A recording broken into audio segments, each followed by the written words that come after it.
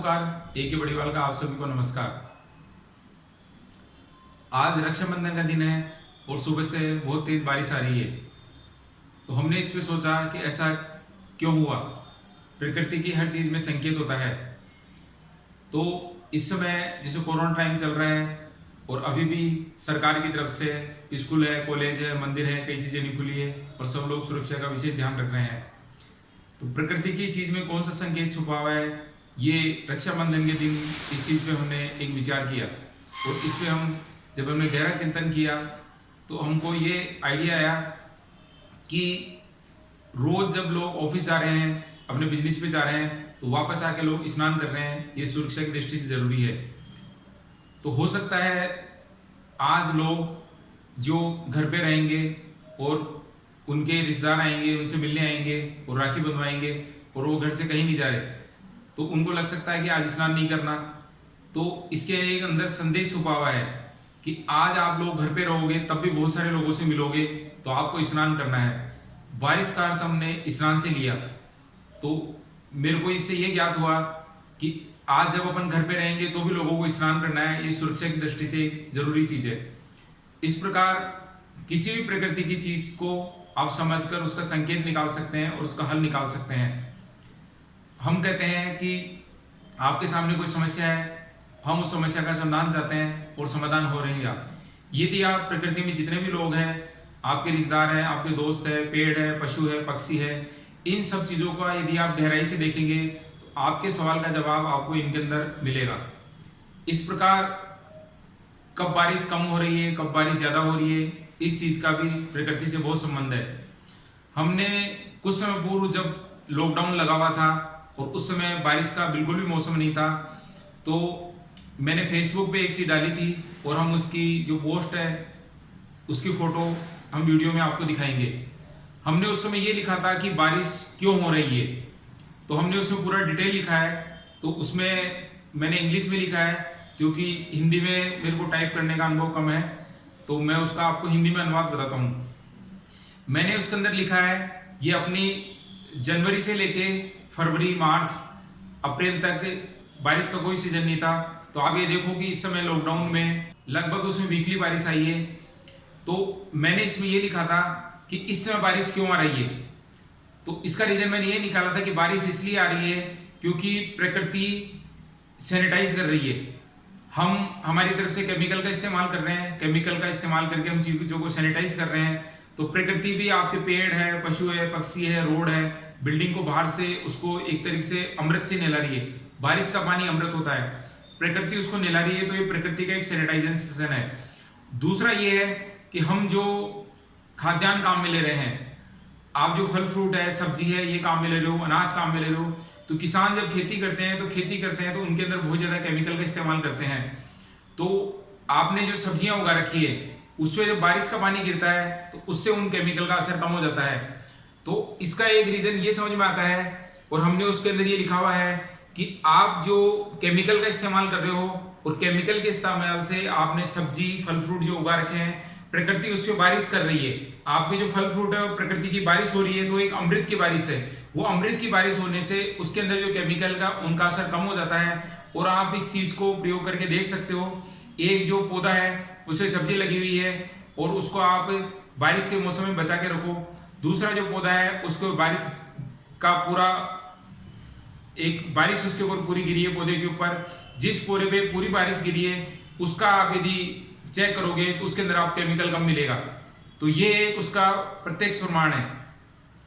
तो इन छोटी छोटी चीज़ों का असर क्यों होता है, कई बार हम सोचते हैं कि ऐसा होता है, नहीं होता है, इसका क्या रीज़न है। इसके लिए आप एक चिंतन और कर सकते हैं। जब हम कभी भी कोई समस्या से ग्रसित होते हैं, हमारे सामने कोई समस्या आती है, तो आपने देखा होगा हमने ईश्वर का सहारा जरूर लिया है। आप उसमें ईश्वर, अल्लाह, राम, रहीम, आपके मोहम्मद साहब, पैगंबर साहब, कोई महात्मा, कोई भी भगवान उसमें हो सकते हैं, ईसा मसीह हो सकते हैं, भगवान राम हो सकते हैं, बजरंगबली हो सकते हैं। आप उनसे कभी न कभी जीवन में प्रार्थना जरूर करते हैं। आप उनसे प्रार्थना कर रहे हैं और यदि आपकी प्रार्थना पूरी हो रही है तो इसका मतलब है कोई भी ईश्वर है, शक्ति है, प्रकृति है, आप उसको जो प्रकृति नाम दे सकते हैं। तो प्रकृति आपकी बातों को सुन रही है और उनका समाधान हो रहा है। इसका अर्थ है भाई कोई भी ईश्वर है, शक्ति है, प्रकृति अवश्य है, इसीलिए आपकी बातों का समाधान हो रहा है। और इससे फर्क किस प्रकार पड़ता है? इससे फर्क इस प्रकार पड़ता है कि आपको इस महीने की सैलरी नहीं मिली, अब आप चाहते हो कि आपको सैलरी जल्दी मिल जाए, तो आपने बॉस से कहा कि बॉस हमको इस महीने सैलरी नहीं मिल रही, हमको जल्दी चाहिए। तो ये एक रिक्वेस्ट है, आपने रिक्वेस्ट की। यदि आप अपने बॉस को कुछ नहीं कहेंगे तो आपको वो सैलरी 15 दिन लेट हो गई थी और वो 1 महीने लेट हो जाएगी, आपको नहीं मिलेगी। तो इस प्रकार जब हमको किसी से कोई अपेक्षा होती है तो हम उससे रिक्वेस्ट करते हैं। हम एक बार रिक्वेस्ट करते हैं, 2 बार करते हैं, 3 बार करते हैं, जब तक वो मांग पूरी नहीं होती आप रिक्वेस्ट करते हो। इसी प्रकार प्रकृति के सामने, ईश्वर के सामने आप जो पूजा कर रहे हो वो आपकी तरफ से एक रिक्वेस्ट है। आप रिक्वेस्ट कर रहे हो, जब आप बार बार कोई रिक्वेस्ट करोगे तो आपकी रिक्वेस्ट पे अवश्य सुनवाई होगी। इसी प्रकार यदि आप किसी भी व्यक्ति से, किसी भी इंसान से रिक्वेस्ट करते हो और आपकी रिक्वेस्ट पूरी होती है, तो इसी प्रकार रिक्वेस्ट के तरीके से ही जब आप भगवान के सामने पूजा कर रहे हो तो वो भगवान के सामने रिक्वेस्ट है, तो आपकी रिक्वेस्ट अवश्य पूरी होगी। तो इस प्रकार पूजा और रिक्वेस्ट में एक संबंध है। यदि आप रिक्वेस्ट करते हो तो आपको भी प्रकृति के सामने पूजा भी करनी चाहिए। बारिश के अंदर एक पहलू और है। इस समय हम देखते हैं कि कुछ समय 2-3 घंटे बारिश आती है और पूरी सड़कों पे जाम लग जाता है, पानी भरा हुआ है, सड़क पे 3-3 फुट पानी भर जाता है और भी वो बारिश बंद हो जाती है। इसके अंदर एक चीज विचार करने योग्य है कि वो बारिश तेज क्यों नहीं आ रही। तो आप ये देखो कि जब 1 घंटे की बारिश के अंदर सभी जगह पानी भर जाता है, सभी जगह जाम लग जाता है, यदि वो 24 घंटे लगातार बारिश आए तो आपके इलाकों में बाढ़ आ जाएगी, आपका इलाका डूब जाएगा। तो आप ये देखो कि प्रकृति को सब कुछ मालूम है, प्रकृति को मालूम है कि इतनी बारिश आने से वहां बाढ़ आ जाएगी, इसलिए वो बारिश नहीं आती। तो बारिश के लिए आप अपनी व्यवस्था करो। यदि हम अपने रोड है वो साफ रखेंगे, नदी नाले साफ रखेंगे, अपनी नालियां साफ होगी और वो नालियों में पूरा पानी आ सकता है, तो फिर उसके बारे ढंग से आएगी। नगर निगम की एक न्यूज आई थी, नगर निगम ने कहा है कि साहब हमारे नालों में कैपेसिटी नहीं है, इसमें पानी आ नहीं सकता, इसलिए वो रोड में पानी भर जाता है। तो कुछ समय पहले, आज से 40 साल पहले सभी के घरों के सामने नाली होती थी, वो नाली एक बड़ी नाली में मिलती थी, उससे एक बड़े नाले में पानी मिलता था। वो इस समय प्लानिंग पूरी ध्वस्त कर दी और वो प्लानिंग इस समय नहीं है। यदि अपन उस पानी का पूरा निकास करेंगे, पानी की व्यवस्था करेंगे, प्रकृति की मेहरबानी होगी और आपके बहुत तेज बारिश आएगी। प्रार्थना के अंदर इसमें एक पहलू और है विचार करने योग्य। मैं जब भी कभी पैदल बारिश में निकला हूं या मैं स्कूटर चलाता था, मैं स्कूटर से कभी भी निकला हूं, तो काफी लोग इस चीज की गवाह है कि मैं कभी बारिश में नहीं रुका। कभी भी बारिश आ गई, मेरे को कहीं जाना है तो मैं बारिश में भीगता हो गया हूँ और मैं कभी बारिश में रुका नहीं। मैं जैसे हर बुधवार को गणेश जी के मंदिर जाता था, कभी भी बारिश आ गई बीच में रास्ते में तो मैं मंदिर गया हूँ, मंदिर में बारिश आ रही थी तो भी मैं मंदिर में मैंने प्रार्थना की है, वापस आते रहे बारिश आई तो भी मैंने की है और कभी भी बारिश में नहीं रुका। तो इसके पीछे एक संदेश है, क्योंकि हम इसलिए नहीं रुकना चाहते कि यदि हम उसमें रुक रहे हैं इसका मतलब हमको बारिश नहीं चाहिए। आप प्रार्थना की शक्ति का एक उदाहरण देखिए, आप देखेंगे कि जिस समय बारिश आती रहती है, मैंने अपना उदाहरण इसलिए दिया है क्योंकि बहुत सारे लोग इस चीज के गवाह है कि मैं बारिश में कभी नहीं रुका और मैं भीगते हुए मैंने सारे बारिश में काम किए हैं। यदि मैं अपना सुपरविजन का कोई काम कर रहा हूँ, बिल्डिंग को देख रहा हूँ और सुपरविजन भी मैं कर रहा था और मैं किसी कारीगर को समझा रहा हूँ, तो मैंने भीगते हुए काम उसमें किया है और मैंने समझाया है। मैं कभी बारिश के कारण मैंने अपना काम नहीं रोका। अब इस प्रार्थना का किस प्रकार हो रहा है और किस प्रकार बारिश में हम अवरोध पैदा कर रहे हैं, इस चीज पे सभी लोगों को विचार करना है। ये एक महत्वपूर्ण बात है। जब कभी बारिश आती है तो बहुत सारे जो लोग हैं वो छांव में खड़े हो जाते हैं, पेड़ के नीचे खड़े हो जाते हैं, दुकान की बालकनी में खड़े हो जाते हैं, जो अपने जगह जगह फ्लाईओवर बने हुए हैं, फ्लाईओवर के नीचे जो जगह है उसमें खड़े हो जाते हैं। वो सब लोग खड़े होके क्या प्रार्थना कर रहे हैं, आप इनको देख सकते हो, आपने देखा भी होगा, नहीं देखा हो तो अभी ध्यान से आप देख सकते हो। वो बहुत सारे लोग खड़े हो गए, फ्लाईओवर के नीचे बहुत सारे लोग खड़े हुए हैं, वो खड़े होकर प्रार्थना कर रहे हैं। वो ये सोच रहे हैं कि बारिश जब कम हो जाएगी तब मैं अपने घर जाऊंगा, ये बारिश जब कम हो जाएगी तो मैं अपने ऑफिस जाऊंगा, बारिश कम हो जाएगी तो मैं अपना काम करूंगा। तो आप उसमें ये प्रार्थना कर रहे हो कि बारिश कम हो जाएगी तब मैं ये काम करूंगा, ये बारिश बंद हो जाएगी तब मैं ये काम करूंगा। तो यदि आपने जीवन में कभी भी कोई प्रार्थना की है और वो प्रार्थना यदि सही हुई है, मैं एक प्रार्थना की बात कर रहा हूं, यदि आपने अपने जीवन में एक कोई प्रार्थना की है और वो प्रार्थना यदि सही हुई है तो फिर भगवान आपकी सारी प्रार्थना सुन रहा है। तो जब आप फ्लाईओवर के नीचे खड़े होके, दुकान के नीचे खड़े होके, आप अपने बिजनेस में नहीं जा रहे, आप अपना काम नहीं कर रहे और आप ये सोच रहे हो मन में कि बारिश जब कम हो जाएगी, बारिश जब बंद हो जाएगी तब मैं अपना काम करूंगा, तो हो सकता है प्रकृति आपकी ये बात भी सुन रही हो, इसके कारण बारिश आपकी कम हो जाएगी। तो आप अपना ये प्रार्थना क्यों करते हो कि बारिश कम हो जाए? आप अपना काम करते रहो, बारिश को आने दो। तो ये एक बहुत महत्वपूर्ण बदलाव है। पुराने समय में ये होता था, आप अभी भी आपके घर में कोई 80-90 साल का बुजुर्ग व्यक्ति है तो आप उन व्यक्तियों से पूछ सकते हो। पुराने समय में घर होते थे, वो घर बिल्कुल टीन टप्पर के घर होते थे, घास फूस की छान होती थी और उसमें से बारिश के नीचे पानी टपकता रहता था, तो भी वो लोग ये प्रार्थना नहीं करते थे कि ये बारिश बंद हो जाए, ये बारिश कम हो जाए और हम इसमें आराम से रहे।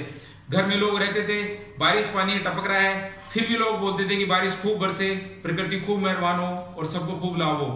तो इस समय इंसान की मानसिकता ये हो गई कि इंसान बारिश के बंद होने की प्रार्थना करता है और बारिश बंद हो जाए तो मैं अपना काम करूं। तो एक महत्वपूर्ण बदलाव है।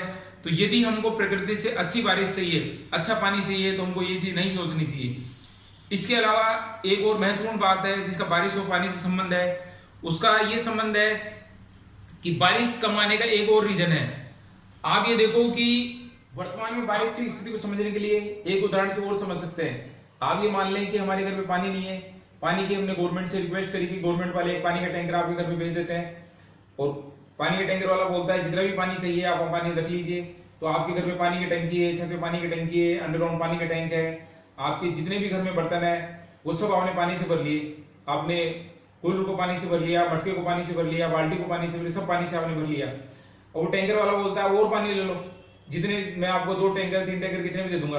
तो आप बोलेंगे हमारे पास जगह नहीं है, हम पानी और नहीं भर सकते। तो इसी तरीके से आप प्रकृति के लिए सोचिए, प्रकृति को सब कुछ मालूम है। आपका जिस प्रकार सबकॉन्शियस माइंड होता है उस माइंड को सब कुछ पता होता है, इसमें बहुत सारी जानकारी इकट्ठी होती है। इसी तरीके से प्रकृति को कुछ भी छुपा हुआ नहीं है। पूरी दुनिया में जो कुछ भी हो रहा है वो प्रकृति के सबके साथ में मालूम है। जिस प्रकार आज का इंटरनेट का जमाना है, अमेरिका में आज क्या हो रहा है हमको इस समय मालूम है। प्रकृति को इसी तरीके से दुनिया में जो कुछ भी हो रहा है वो सब कुछ मालूम है, प्रकृति से कुछ भी छुपा हुआ नहीं है। तो बारिश कम आने का रीजन एक और होता है, क्योंकि आपका जो शहर है उस शहर में आपका जो पानी का स्टोरेज है वो स्टोरेज कम है। ज्यादा बारिश आती है, रोड पे आपके पानी भर जाता है, आपके सड़कों पे गड्ढे बैठ जाते हैं, सड़कें जगह जगह ढक जाती है, लोगों की गाड़ियां बह जाती है, लोग पानी में बह जाते हैं, कार पानी में बह जाती है। तो प्रकृति उसमें बारिश इसलिए नहीं करी क्योंकि आपके शहर में व्यवस्था नहीं है, आपके पानी का उसमें स्टोरेज नहीं है। आप ये देखो कि गवर्नमेंट है, जो भी संस्थाएं हैं वो बोलती है पानी नहीं है, पानी नहीं है, बारिश नहीं है, वो पानी चलता रहता है, परंतु पानी की स्टोरेज की व्यवस्था नहीं करते। आपकी जो बांध है उनकी खुदाई नहीं करते, बांध की कैपेसिटी नहीं बढ़ाते। थोड़ी सी बारिश आती है तो बोलते हैं पानी बहुत ज्यादा हो गया, पानी इकट्ठा नहीं हो रहा, यमुना का जल स्तर बढ़ गया, उसमें पानी ज्यादा हो गया, बाढ़ आ गई। आप ये देख सकते हो कि पूरे विश्व में यदि आप उसको ग्लोबल तरीके से देखोगे तो एक साल में 365 दिन होते हैं, तो आपको पूरे विश्व में कम से कम 200 दिन किसी न किसी शहर में बाढ़ आती है। तो एक तरफ तो आपके बहुत ज्यादा बाढ़ आ रही है, फिर आप दूसरी तरफ पानी की समस्या से ग्रसित हो। तो इंसान पानी चिल्ला रहा है, तो वो पानी की कमी कारण चिल्ला रहा है, पानी चिल्ला रहा है। कुछ समय बाद बाढ़ ज्यादा आ जाती है तो वो पानी चिल्ला रहा है। तो कभी वो पानी की कमी से चिल्ला रहा है, कभी पानी की अधिकता से चिल्ला रहा है। कुछ समय पूर्व सरकार ने एक योजना बनाई थी कि भारत की जितनी भी नदियां हैं कि इंसान पानी चिल्ला रहा है। प्रकृति को ये मालूम नहीं चलता कि वो पानी की कमी से चिल्ला रहा है, पानी की अधिकता से चिल्ला रहा है। जब पानी की कमी होती है तो आदमी पानी चिल्ला रहा है, और इतनी ज्यादा बारिश आ जाती है कि वो बाढ़ आ जाती है और आदमी तभी पानी चिल्लाता रहता है। तो कभी वो पानी की कमी से चिल्ला रहा है, कभी पानी की अधिकता से चिल्ला रहा है। कुछ समय पूर्व सरकार ने योजना बनाई थी कि भारत की जितनी भी नदियां हैं उन नदियों को आपस में जोड़ देंगे तो पानी की समस्या का समाधान हो जाएगा, और जिस स्टेट में बाढ़ आती है और वहाँ पानी अधिक होता है वहां से पानी दूसरी जगह पहुंच जाएगा। परंतु हम इस तरह की कार्य योजना में विचार नहीं करते और न ही इसको कार्यान्वित करते हैं, जिस कारण पानी की समस्या का समाधान हो जाए। हम उसको छोटे छोटे टुकड़ों को समस्या में बांट रखे हैं और समस्या का समाधान करना चाहते हैं। तो पानी के ऊपर ग्लोबल तरीके से हमको सोचना पड़ेगा।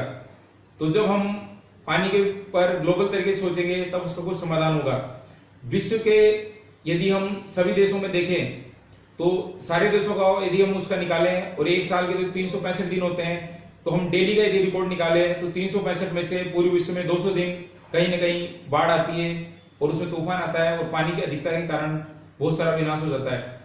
तो इस प्रकार हम पानी की शक्ति को समझें और पानी का सही तरीके से स्टोरेज करें और पानी के हमारे पास इकट्ठा करने की व्यवस्था हो, तब प्रकृति हमको पानी अधिक देगी। जब हमारे पास समय होता है तो हमको बांध जितने भी हैं उन बांधों की मिट्टी को हटाना चाहिए। यदि हम बांध की मिट्टी को हटा देंगे, चाहे वो रामगढ़ का बांध हो, कोई बांध हो, उसको साफ कर देंगे तो प्रकृति इतनी मेहरबान होगी, वो आपका बांध पूरा भर सकता है। परंतु हम पानी पानी चिल्लाते रहेंगे, हमारे पास इतना समय नहीं है कि वो जो बांध है उस बांध का पानी ओवरफ्लो हो रहा है उसको दूसरे बांध में डाल सकें, बांध को मजबूत बना सकें, उसकी कैपेसिटी बढ़ा सकें, वो काम हम नहीं कर पा रहे और पानी पानी हम चिल्लाते रहते हैं। सदियों से एक विचार चलता रहता है और काफी लोग इसके बारे में बताते हैं, और तो वो एक ऐसा विचार है जो मेरे को कभी भी सही नहीं लगा, मैं आपसे वो भी शेयर करना चाहता हूँ। कई बार लोग ऐसे कहते थे कि पहला विश्व युद्ध हुआ था, वो जो भी हथियारों से लड़ा गया, दूसरा विश्व है वो हथियारों से लड़ा गया, उसमें बंदूक है, टैंकर है, मिसाइल है, जो भी उनका उपयोग किया गया। लोग बोलते थे अगले जो विश्व युद्ध होंगे पानी के कारण होंगे। तो मैं आपको दावे के साथ कह सकता हूँ पानी के लिए कभी विश्व युद्ध नहीं होगा, क्योंकि पूरे पृथ्वी पे 75% पानी है। हमारे शरीर में 75% पानी है और हमारे शरीर और पृथ्वी में इतनी समानता है कि हमारे को पृथ्वी पे किसी भी तत्व की मौजूदगी का पता लगाना है कि वो तत्व पृथ्वी पे कितने परसेंट है, तो हमारे शरीर में वो तत्व जितना परसेंट होता है उतना ही परसेंट वो तत्व पृथ्वी पे होता है। तो ये एक साइंस है कि पृथ्वी में कोई भी व्यक्ति कभी भी पानी की कमी के कारण नहीं मरेगा। ये बुक्स में काफी पहले भी लिखा हुआ है और कई लोग उसको मानते हैं कि पानी के कारण होगा, ऐसा कुछ भी नहीं है। पानी प्रकृति में बहुत ज्यादा है, तो पानी की अधिकता के कारण ही लोग मरेंगे, पानी की कमी के कारण कभी कोई समस्या नहीं होगी। आपके पास पानी का स्टोरेज नहीं है और आप प्रकृति को अवलंबन देते हो। यदि आप पानी का स्टोरेज बढ़ाओगे तो प्रकृति आपको काफी पानी देगी। पानी का स्टोरेज नहीं होने के कारण आप ये बोलते हो कि पानी नहीं है और पानी के कारण युद्ध होगा, ऐसा कभी भी नहीं होगा। जब भी लोग मरेंगे पानी में डूब के ही मरेंगे। आप ये देखो कि जितने भी अपने हिमालय है, ऊंचे पहाड़ है, उनकी जो हाइट है, उनकी हाइट पहले बहुत ज्यादा थी, उनके ऊपर बर्फ है, वो बर्फ जब पिघलती है तो बर्फ को पिघल के जो पानी आता है वो पानी नदियों में आता है। नदियों का पानी भी कुछ जगह जो शुद्ध पानी है वो फिल्टरों के काम में आता है, नदियों का पानी पीने के काम में आता है और बारिश का पानी भी काम में आता है। तो पानी जब आपके पहाड़ के टॉप पे है, बर्फ बना हुआ है, वो पिघल के नीचे आ रहा है तो समुद्र का जल स्तर बढ़ रहा है, तो पानी कम नहीं हो रहा, पानी अधिक हो रहा है। आपको पानी से बचने की जरूरत है, पानी की कभी कमी नहीं होने वाली, क्योंकि आप इस चीज को कभी भी देख सकते हो। इसमें इंटरनेट का जमाना है, अपने जितने भी देश है उनके देशों की चारों तरफ जहां पानी है, तो जो पानी है वो कई देशों में जमीन से ऊंचा हो गया, जमीन वहां पे नीचे है, पानी ज्यादा है, तो कभी भी वो दीवार टूटेगी, शहर में पानी आ जाएगा। दूसरी स्थिति है कि पानी नीचा है, जमीन ऊंची है, तो धीरे धीरे पानी का जल स्तर बढ़ता जा रहा है। तो उसके अंदर भारत के दक्षिण की तरफ पानी है, तो पानी का जल स्तर धीरे धीरे बढ़ रहा है। और अंडमान निकोबार द्वीप समूह, लक्षद्वीप, गोवा, इस तरह के जो सिटी है जैसे बॉम्बे है, तो इनके पास में आप देखो पानी का जल स्तर बढ़ रहा है और धीरे धीरे लक्षद्वीप समूह वगैरह, इनका एक टाइम निकला हुआ है, ये आप देख सकते हो इंटरनेट पे, कि कुछ समय बाद वो जो छोटे छोटे द्वीप वो पानी में डूब जाएंगे। तो आपको पानी की कहीं कमी नहीं हो रही, पानी का जल स्तर धीरे धीरे बढ़ता जा रहा है और छोटे छोटे टापू वो पानी में डूब जाएंगे। तो आपको पानी का स्टोरेज कैपेसिटी बढ़ानी है, पानी को सही तरीके से काम में लेना है, और पानी की कभी भी दुनिया में कमी नहीं होने वाली। आज से करोड़ों साल पहले दुनिया में जितना पानी था आज भी उतना ही पानी है, क्योंकि जल, पृथ्वी, अग्नि, वायु, आकाश, ये वास्तुशास्त्र में 5 तत्व है। ये कभी भी कोई चीज कहीं आती नहीं, कोई जाती नहीं। कोई बोले आग कम हो गई, आग कभी कम नहीं हो सकती, ज्यादा नहीं हो सकती, क्योंकि आग है, इलेक्ट्रिक है, प्रकृति में आग केवल प्रकट होती है। ऐसे ही पानी है, कहीं नहीं आता, कहीं नहीं जाता। हवा में भी पानी है। आप गिलास है, गिलास का प्रयोग होता है साइंस में, आप उसके अंदर गिलास में बर्फ डाल दो, उसको ऊपर से ढक दो, उसके चारों तरफ पानी की बूंदी इकट्ठी हो जाती है। वो पानी कहां से आया? वो पानी या हवा में मौजूद था, वो बाहर उसके अंदर प्रकट हो गया। तो पानी सभी जगह मौजूद है, पानी की कभी भी कमी नहीं होती। अब वो जो पानी है, वो पानी प्रकृति आपको उतना ही देगी जितने की पानी की आवश्यकता है। पानी बर्फ बना हुआ है, हिमालय पे है, पहाड़ों पे, वो पिघल के नीचे आ गया, पानी आपने काम में ले लिया, पानी की बारिश हो गई, वापस पानी काम में आ गया, पानी समुद्र में चला गया, पानी समुद्र में इकट्ठा हो रखा है, वापस आ जाएगा। तो करोड़ों वर्षों में एक बूंद पानी की कमी नहीं हुई। तो इसलिए हमारी जो मानसिकता है कि पानी कम हो गया, पानी की कमी हो जाएगी, ऐसा कुछ भी नहीं। यदि हम हमारा स्टोरेज बढ़ाएंगे, बांध की कैपेसिटी बढ़ाएंगे, तो प्रकृति मेहरबान होगी, आपके बांध भर जाएंगे और पानी की कहीं कोई कमी नहीं होती। इस प्रकार बारिश है, पानी है, इसके अंदर प्रकृति आपको पूरा सहयोग कर रही है। परंतु इंसान की तरफ से जो कमियां हैं कि हम नदियों को जोड़े, पानी का स्टोरेज बढ़ाएं, पानी का जो सही इस्तेमाल करें, तब हमको बारिश है, पानी है, इन सब का हमको आशीर्वाद मिल सकता है। धन्यवाद।